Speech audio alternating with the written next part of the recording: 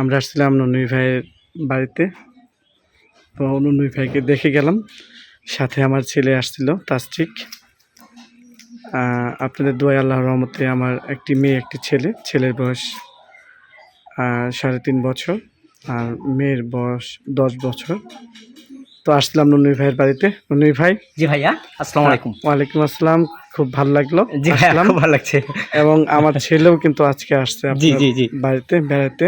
জি জি তো সব মিলিয়ে অনেকটা সময় কিন্তু ভালোই কাটলো। জি, অনেক সময় ভালো কাটলো ভাইয়া। হ্যাঁ, জি, অনেক সময় ভালো আর কাটলো। আপনার দর্শক শ্রোতাদের উদ্দেশ্যে কি আপনি কিছু বলবেন? হ্যাঁ, আমার দর্শক ভাই বোনদের উদ্দেশ্যে আমি বলতে চাই যে ভাই ও বোনেরা, আপনারা আল্লাহর রহমতে ভালোই আছেন, আমি আপনাদের দোয়ায় খুব ভালো আছি।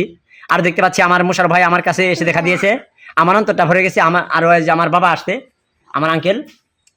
তো আজকে এই জন্য আপনাদেরকে আমি আমার খুশি মনে জানাই আজকে তৃতীয় রমজানের আন্তরিক শুভেচ্ছা, অভিনন্দন। এটা হচ্ছে সিয়াম সাধনার মাস, পবিত্রতা মাস।